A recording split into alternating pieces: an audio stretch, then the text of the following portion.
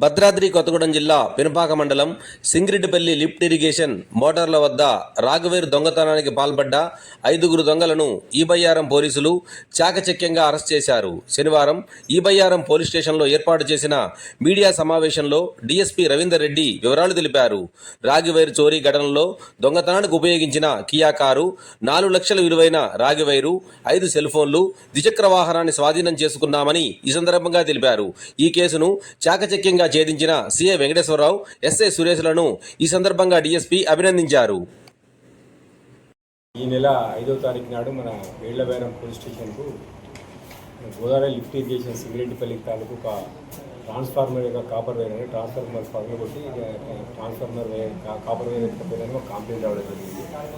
దాని మీద మా వేళ్లబేరం ఎస్ఐ గారు, సిఐ గారు, అదేవిధంగా వాళ్ళ సిబ్బందితో కలిసి దాన్ని ఇన్వెస్టిగేషన్ చేస్తున్న తరుణంలో మాకు ఈ యొక్క 5 అక్యూజ్ మేము ఐడెంటిఫై చేసి వాళ్ళని వెహికల్ చెకింగ్లో పట్టుకోవడం జరిగింది. దానిలో కెల్లా దుర్గా ప్రసాద్ అని చెప్పి ఇతను పాలంచలో ఉంటాడు. ఇతను పాలంచలో ఒక స్క్రాప్ షాప్ ఉంది. ఇతను ఒక 4గురితో తన కియా కారు, అదేవిధంగా స్కూటీ మీద అడ్వాన్స్ ఒక పైలట్ వస్తాడు, ఇంకా ఈ కారు వస్తుంది. వచ్చిన తర్వాత ఈ ట్రాన్స్ఫార్మర్ బగలగొట్టి ట్రాన్స్ఫార్మర్లో ఉన్న ఆయిల్ అంతా పారబోసిన తర్వాత అందులో కాపర్ వైర్ను తీసుకొని అతను మళ్ళీ దాన్ని ఉండలుగా చేసేసి హైదరాబాద్కు అమ్ముతుంటాడు. ఇలా మెయిన్ అక్యూరేషన్ దుర్గాప్రసాద్, అతనితో పాటు గణేష్ అని, నాగరాజు, దుర్గాప్రసాద్, శివ అని మొత్తం 5 ఉన్నారు.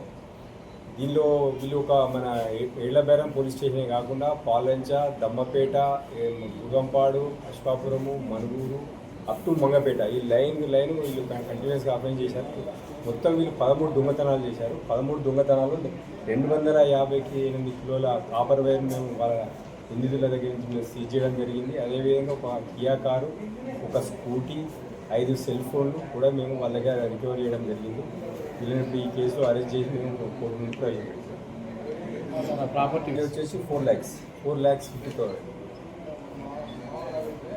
దీనివల్ల ఏమవుతుందంటే రైతులకు ఒక ట్రాన్స్ఫార్మర్ ఫాలో కొడితే రైతులకు దానిలో ఉన్న అంటే వాళ్ళకు ట్రాన్స్ఫార్మర్ కాస్ట్ పెద్దది, కాకపోతే వాళ్ళకి వచ్చి ఆ కాపర్ వైర్ వచ్చి డబ్బులు తక్కువ, కానీ మనకు లాస్ గవర్నమెంట్ పరంగా లాస్ పెద్దది.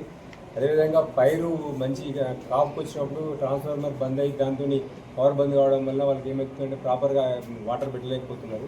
దాంతో చాలా నష్టం జరుగుతుంది. ఇటువంటి అఫెన్స్లు భవిష్యత్తులో కూడా ఎక్కడైనా ఏమైనా మాకు రిపోర్ట్ చేయండి. మేము ఇమీడియట్గా వాళ్ళని పట్టుకోవడము, అదేవిధంగా వాళ్ళని కోర్టు ముందు ప్రవేశపెట్టడం జరుగుతుంది.